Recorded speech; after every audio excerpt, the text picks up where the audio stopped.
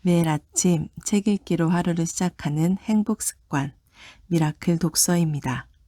오늘 함께 읽어볼 책은 메트로폴리스, 인간의 가장 위대한 발명품, 도시의 역사로 보는 인류 문명사, 메트로폴리스입니다.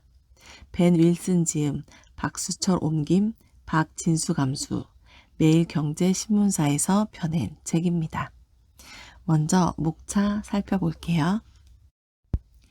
머릿말 대도시의 세기 한국어판 서문 1장 도시의 여명 우르크 2장 에덴 동산과 제약의 도시 하라파와 바빌론 3장 국제도시 아테네와 알렉산드리아 4장 목욕탕 속의 쾌락 로마 5장 다채로운 식도락의 향연 바그다드 6장 전쟁으로 일군 자유 리벡 7장 상업과 교역의 심장 리스본, 물라카, 테노치니틀란, 암스테르담 8장 카페인 공동체와 사교 런던 9장 지상에 자리 잡은 지옥 맨체스터와 시카고 10장 파리 증후군 파리 11장 마천루가 드리운 그림자 뉴욕 12장 선멸 바르샤바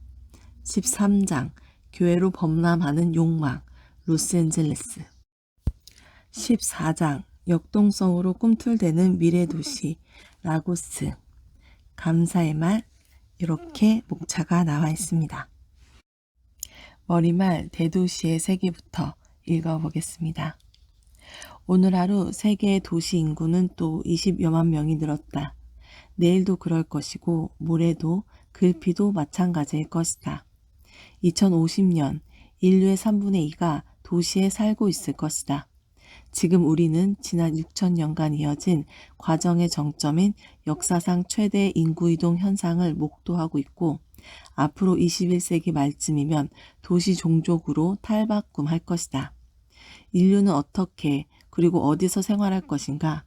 이는 우리가 스스로에게 던질 수 있는 제일 중요한 질문 가운데 하나다. 우리가 과거의 역사와 현재에 관해 알고 있는 많은 사실은 바로 이 질문을 숙고하는 데서 비롯된다. 기원전 4000년경 메소포타미아의 최초의 도시적 정착지가 출현한 이래 도시는 대규모의 정보교환소 역할을 해왔다.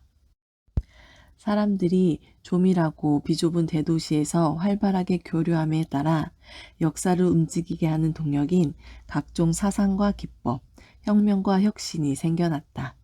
서기 1800년경이 되자 세계 인구의 3에서 5% 정도가 제법 큰 규모의 도시 지역에서 살게 되었다. 그런데 그 소수의 인구가 세계 발전에 엄청난 영향을 미쳤다. 도시는 항상 인류의 실험실이자 역사의 촉매 역할을 맡아왔다. 도시로 향하는 수많은 사람들이 그러했던 것과 마찬가지로 나 역시 도시의 자기력에 이끌린 끝에 다음과 같은 전제에 따라 이 책을 구상하고 집필하기로 했다. 바로 좋고 나쁘고를 떠나 인류의 과거와 미래는 도시와 밀접한 관련이 있다는 사실 말이다. 지금 우리의 도시들이 화려하게 부흥하고 있는 동시에 그 조직이 전례 없는 난관에 복착해 있기도 한 이 시기에 나는 이 방대하고 다면적이며 복잡한 주제에 뛰어들었다. 20세기 초 도시는 희망이 아닌 절망의 장소였다. 모든 것을 삼킬 듯한 산업 대도시는 사람들을 옥죄고 그들의 몸과 마음을 해치며 사회적 붕괴를 일으켰다. 20세기 후반이 되자 이러한 산업화의 폐해를 둘러싼 반응이 대대적으로 일어났다. 인류는 집중이 아니라 분산의 과정을 밟고 있는 것처럼 보였고 뉴욕과 런던 등 세계적인 주요 대도시들은 쇠락의 길을 걸었다.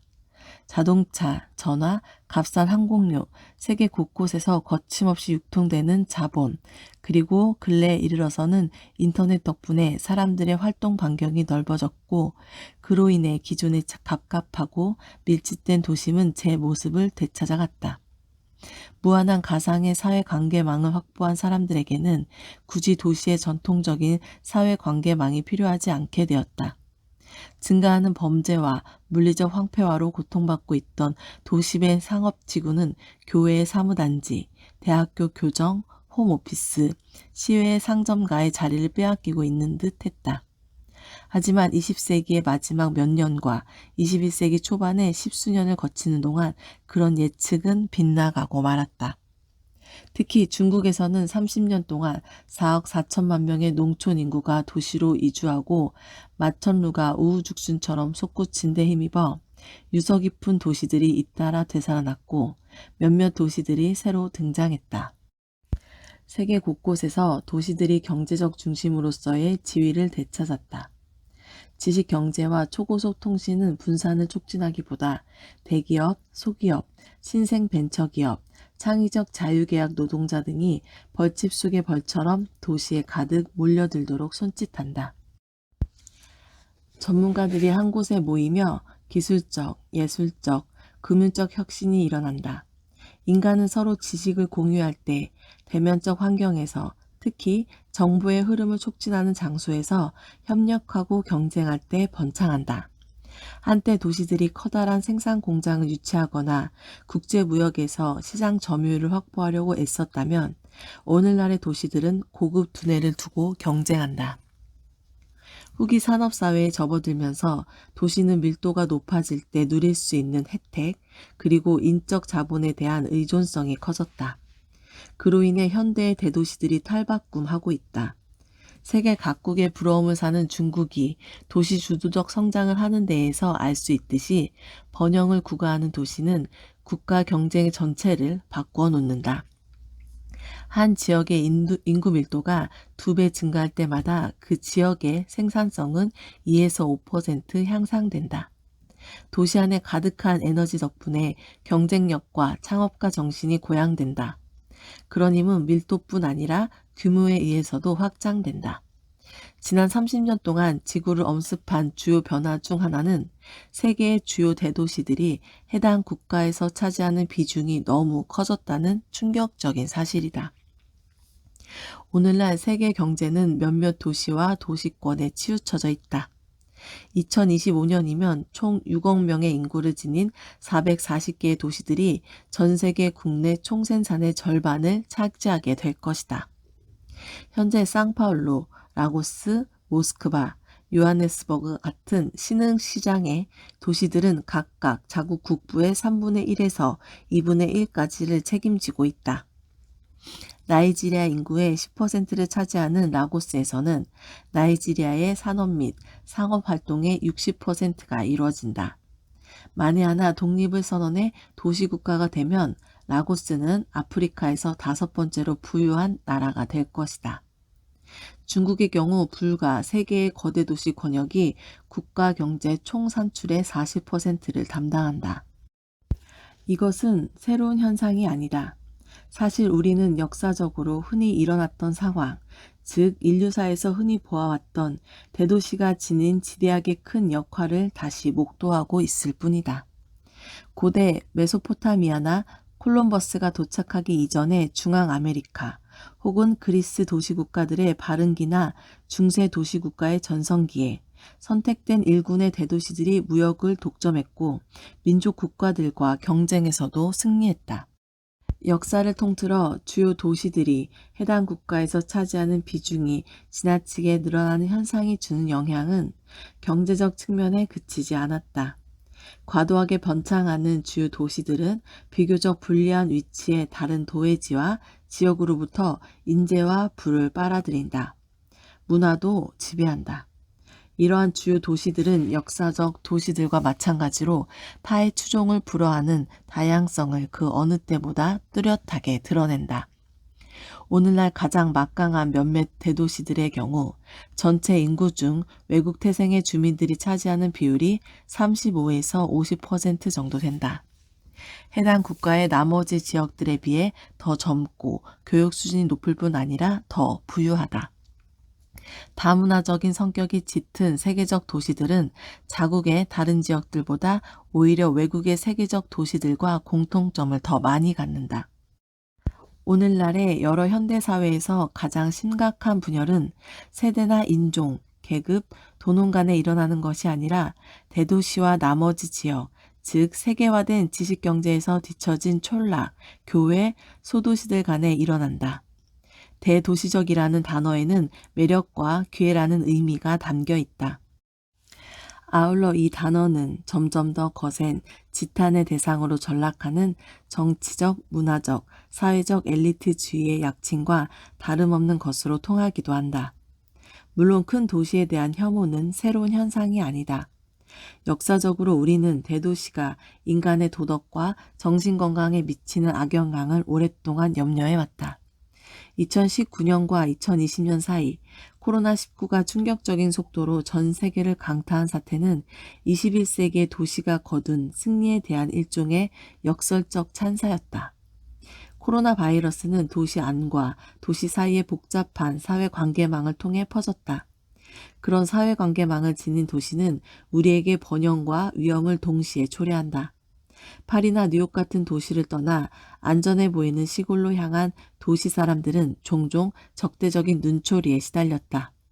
전염병을 옮길 우려가 있다거나 아직 도시에 남아있는 이웃들을 저버렸다는 이유로 비난을 받았다. 그런 반발은 우리 역사에서 계속해서 있어왔던 도시와 비도시 간의 대립을 떠올려준다. 대도시는 특권의 장소임과 동시에 오염의 온상과도 같은 취급을 받았고 불을 쌓을 기회가 많은 곳이기는 하지만 위험의 징후가 나타나자마자 벗어나야 하는 곳으로 치부되기도 했다. 최초의 도시가 탄생한 이래 역병과 세계적 유행병, 질병은 무역로를 따라 퍼졌고 인구 밀도가 높은 도시 지역을 무자비하게 휩쓸었다. 1854년 시카고 인구의 6%가 콜레라로 사망했다. 그래도 사람들은 19세기에 그 기적적인 대도시로 꾸준히 몰려들었다. 시카고 인구는 1850년대 초 3만 명에서 1850년대 말 11만 2천 명으로 폭증했다. 오늘날도 마찬가지다. 세계적 유행병이 만연하는 상황인데도 도시 인구의 증가세는 꺾일 낌새가 보이지 않는다. 도시의 개방성과 다양성, 그리고 밀도 때문에 피해를 입는 상황에서도 언제나 우리는 도시의 혜택을 누리려고 값비싼 대가를 치렀다. 최근에 도시화 규모는 밤에 지구 표면을 점점이 수놓은 불빛 덩어리를 통해 우주에서도 확인할 수 있다. 도시 부흥의 징후는 길거리에서도 뚜렷이 나타난다. 위험하고 다소 초라했던 20세기 중엽과 마렵의 여러 도시들이 이제 최고급 식당, 길거리 음식, 카페, 미술관, 음악 공연장 등에 힘입어 매력 넘치고 더 안전하고 더 맛있고 더 비싼 곳으로 탈바꿈했다. 동시에 디지털 혁명으로 도시 생활의 여러 가지 불리한 점을 덜어줄 많은 신기술들이 등장할 것으로 보인다. 인공지능을 통해 교통 흐름을 관리하고 대중교통을 조정하고 범죄를 근절하고 오염을 줄여줄 수많은 내장 센서를 갖춘 미래의 데이터 중심적 스마트 도시가 각종 신기술에 힘입어 탄생할 것이다. 이제 또다시 도시들은 떠나야 할 곳이 아니라 달려가야 할 곳이 되었다. 오늘날의 도시 부흥 현상은 분주한 도시 풍경, 이를테면 퇴락한 구역에서의 젠틀리피케이션, 임대료 상승, 재활용된 건물, 우후죽순처럼 솟아오르는 마천루 군단 등을 통해서 쉽게 엿볼 수 있다. 상하이는 1990년대 초반에 스모그가 심한 제3세계의 변방에서 초대형 고층 건물을 거느린 20세기 후기 산업사회의 대도시 혁명을 상징하는 곳으로 변모했다. 상하이를 비롯한 중국 대도시들의 영향으로 세계 마천루 건설 공사 건수는 21세기에 접어든 이후 402%나 늘어났고 높이가 150m가 넘고 층수가 40층 이상인 지구상의 건물 수는 18년 동안 약 600개에서 3,251개로 증가했다. 21세기 중반쯤이면 4만 1천 개의 고층 건물들이 세계 각국의 도시들을 호령할 것이다. 도시 풍경의 급작스러운 수직화는 런던과 모스크바 같은 전통적으로 저층 건물 위주로 발달된 대도시들에서 아디스아바바와 라고스 같은 신흥 도시들에게 이르기까지 세계 전역에서 생생히 나타나는 현상이고 이들 도시 모두는 스카이라인에 각자의 남성성을 과시하고 싶은 강박적 욕구를 지니고 있다. 도시들은 위로 솟구치는 동시에 영역도 넓히고 있다. 도심과 교회 간의 전통적 분리 현상이 해소되었다.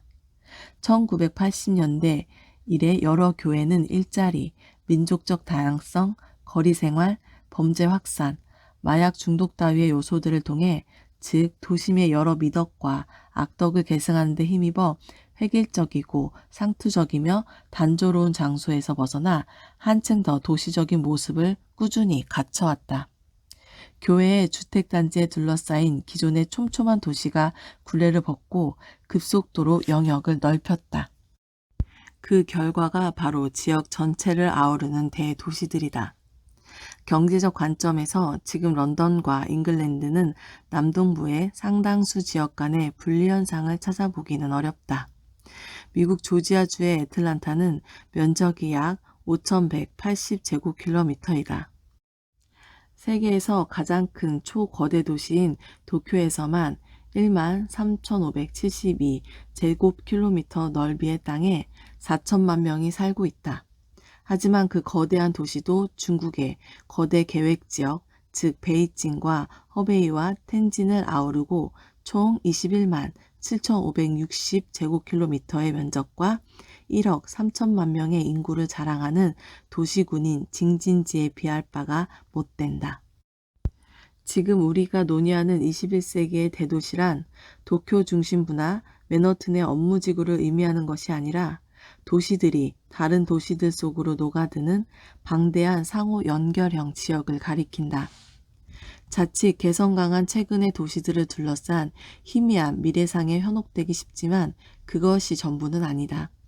수직형 생활에 대한 뜨거운 욕망은 매우 부유한 사람들의 특권이 되었다. 그것은 지저분하고 혼잡하고 정신사나운 저 아래의 거리에서 벗어나 구름 속의 안식처를 마련하려는 욕구의 징후다. 유엔에 의하면 기본적인 편의시설과 기관시설이 부족한 빈민가와 비공식 거주지가 인류의 지배적이고 독특한 거주지의 유형으로 자리 잡고 있다.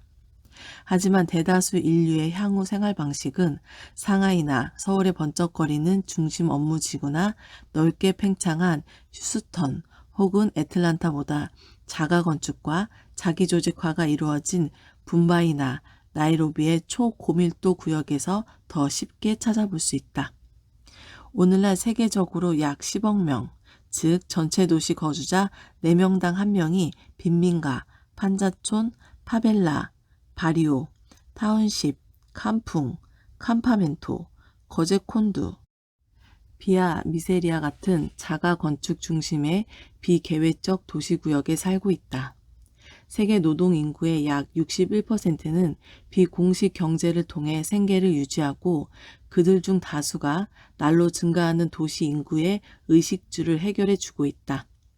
이 같은 자급자족형 도시 생활은 대거 몰려드는 이주자들의 전혀 대응하지 못하는 도시 당국의 허점을 메우는 역할을 한다. 흔히 우리는 세계적 도시들의 중심지에서 성공을 누리는 지식경제 혁신가들에게 많은 관심을 쏟는다. 그러나 밑바닥에서 일하는 다른 혁신가들도 있다. 그들 덕분에 도시는 근면함과 독창성을 꾸준히 발휘할 수 있다. 마천루와 판자촌의 급속한 확산은 현재의 도시 세기를 예고하는 현상이다.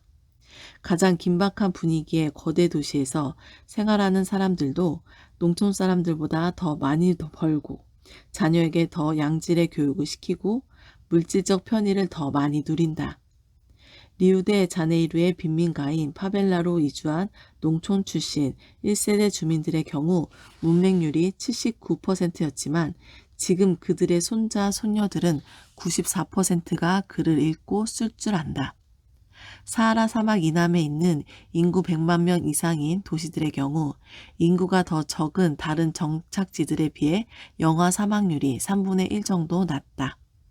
가족 전체의 하루 수입이 $2 이하이고 나이가 13세에서 18세 사이에 속하는 인도의 농촌 소녀들은 16%만 학교에 다니는 반면 하이데라바드에 거주하는 동일 조건의 도시 소녀들은 48%가 학교에 다닌다. 맹렬한 속도로 진행된 도시화에 힘입어 중국인의 평균 기대 수명이 8년 늘어났다. 상하이에 사는 사람은 평균 기대 수명이 83세로 중국 서부의 농촌 사람들보다 10년 더 생존할 수 있을 것이다. 오늘 하루 도시로 이주한 20만 명 중 일부는 가난한 농촌을 떠난 사람들이다. 발붙이고 살던 땅에서 밀려난 사람들에게 도시는 생계를 유지할 수 있는 유일한 선택지다.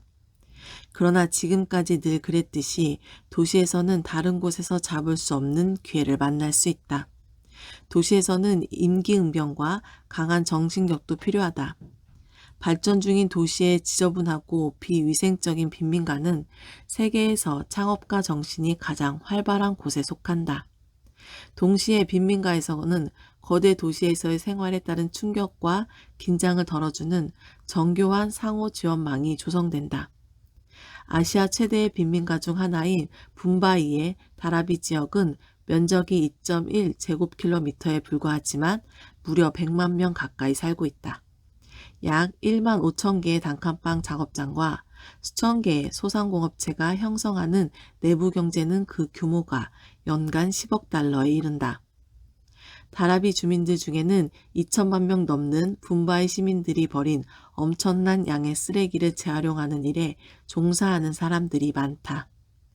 과도한 인구 밀도와 열악한 기본 공공 서비스안에 불구하고 다라비는 인구의 다른 거대 빈민가들처럼 마음 놓고 돌아다닐 수 있는 곳이다. 라고스의 한 거리가 얼마 안 되는 독학파 컴퓨터 광들의 활약으로 1990년대 말부터 아프리카 최대의 정보통신 기술 시장인 오티그바 컴퓨터 마을로 바뀌었다. 수천 명의 기업인들이 활동하는 오티그바 컴퓨터 마을의 하루 매출 규모는 500만 달러를 넘는다. 직접 효과는 미국의 월스트리트나 상하이 푸동 신지구의 은행업자들, 런던 소호거리의 창의적인 광고인들, 실리콘밸리와 방갈로르의 소프트웨어 공학자들에게만 이득을 안겨주지는 않는다. 도시화가 확대되고 광화되면서 생긴 직접 효과는 세계 전역의 수많은 사람들의 삶과 생활 방식을 바꿔놓고 있다. 자급자족적, 비공식적 도시경제는 그 무대가 급성장하는 라고스의 길거리이든 로스앤젤레스 같은 부유한 대도시이든 간에 그야말로 맨 땅에서 도시를 세우고 사회를 조직해 작동시킬 수 있는 인간 능력의 증거다. 그것은 지난 6천년 동안 우리 인간이 도시를 체험하며 얻은 본질이기도 하다. 물론 이 온갖 성공적 결과에도 불구하고 도시는 가혹하고 잔인하다. 도시는 더 많은 수입과 교육 기회를 선사하지만 우리의 영혼을 짓뭉개고 정신을 갉아먹고 폐를 오염시키기도 한다. 도시는 우리가 최선을 다해 극복하고 타개해야 할 곳, 즉 소음과 오염과 과밀의 용광로와도 같다.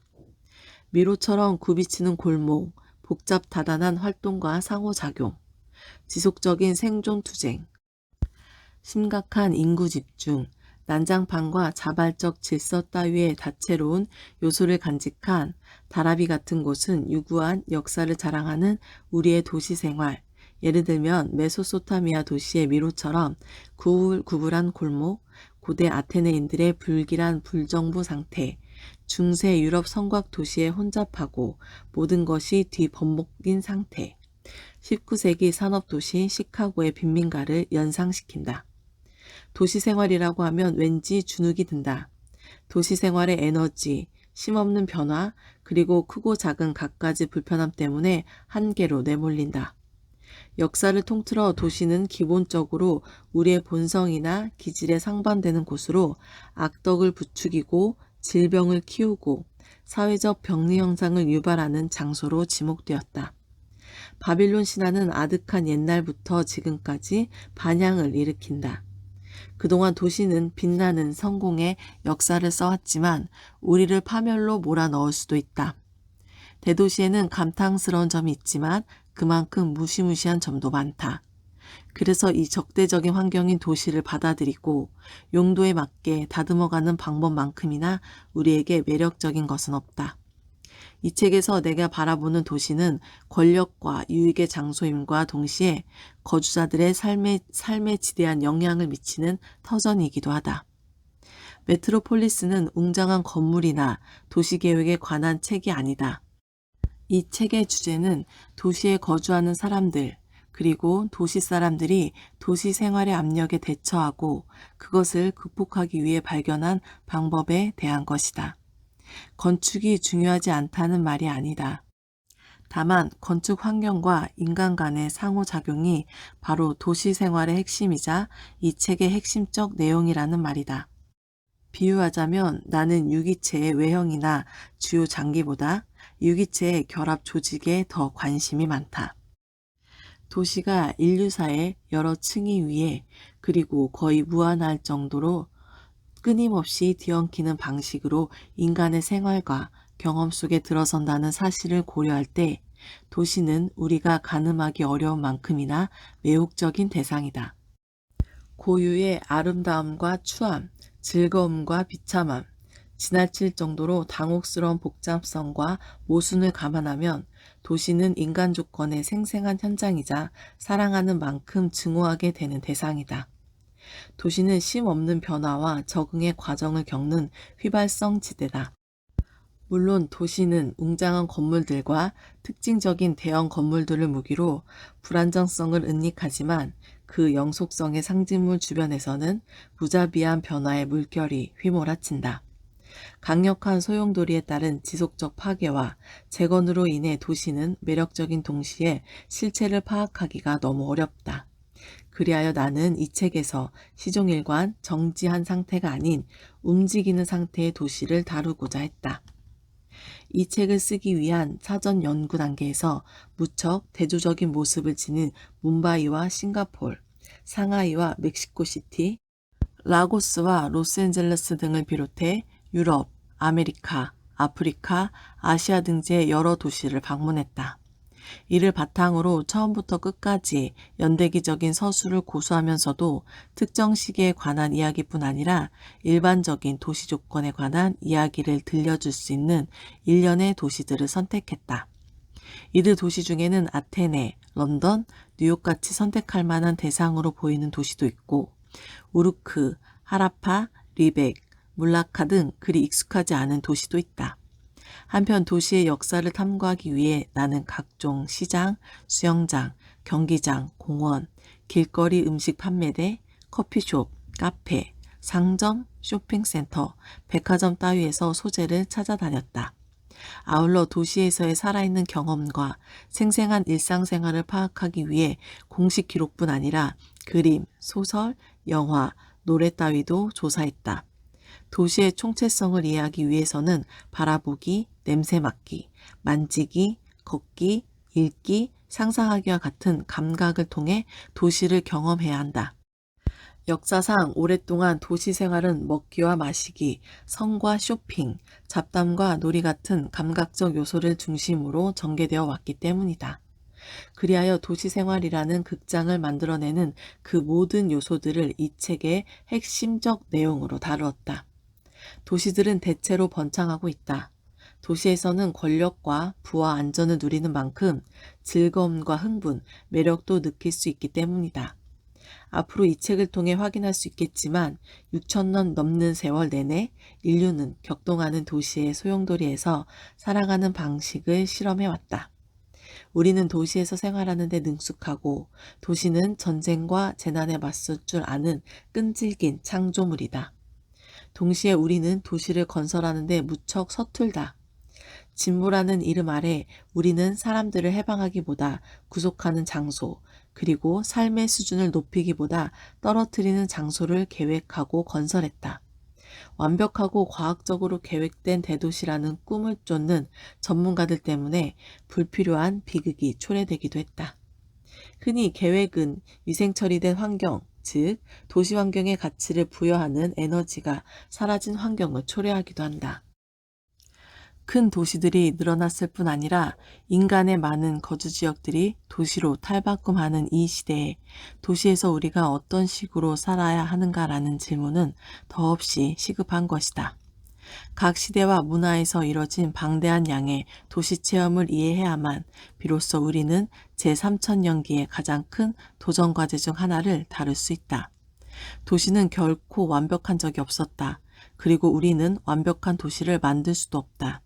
사실 도시에서의 기쁨과 역동성은 도시의 공간적 혼란스러움에서 비롯된다. 공간적 혼란스러움이란 건물과 사람과 활동이 서로 뒤섞여 상호작용하며 연출하는 다양성을 가리킨다. 질서가 잡힌 상태는 본질적으로 반도시적이다. 도시가 시선을 끄는 비결은 도시 특유의 점진적 발전 과정, 다시 말해 여러 세대에 걸쳐 촘촘하게 엮인 구조가 풍요롭게 형성되며 도시가 만들어지고 다시 만들어지는 과정이다. 이 혼란스러움은 도시다움의 핵심을 이룬다. 행인과 시장, 작은 상점, 길거리 음식 판매상과 식당, 세탁소와 술집, 카페와 소규모 공장과 작업장 등으로 가득한 거리 위에 마천루들이 솟아있는 홍콩이나 도쿄 같은 도시를 떠올려 보자. 아니면 불협화음이 연상되는 거대 도시 속에 다라비 같은 거주지를 떠올려 봐도 좋다.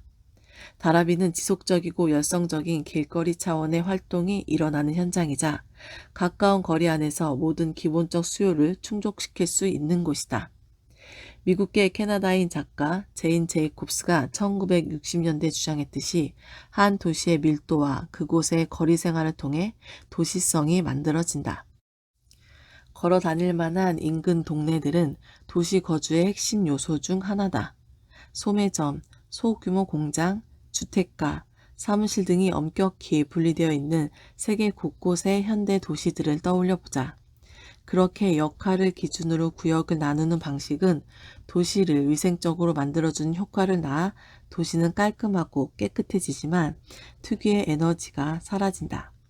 도시를 계획하여 개발하면 이 같은 효과를 얻을 수 있다. 자동차도 마찬가지다. 처음에는 미국에서, 그 뒤로 유럽에서, 최근에는 라틴 아메리카와 아시아와 아프리카에서 그랬듯이 자동차가 널리 보급됨에 따라 도시의 모습이 근본적으로 바뀌었다. 고속도로의 영향으로 교외화와 시외 소매 활동이 촉진되었지만 도심 안에서는 도로가 북적이고 주차장이 늘어나자 거리 생활의 흔적이 자취를 감추고 말았다. 오늘 미라클 독서는 여기까지 읽겠습니다. 감사합니다.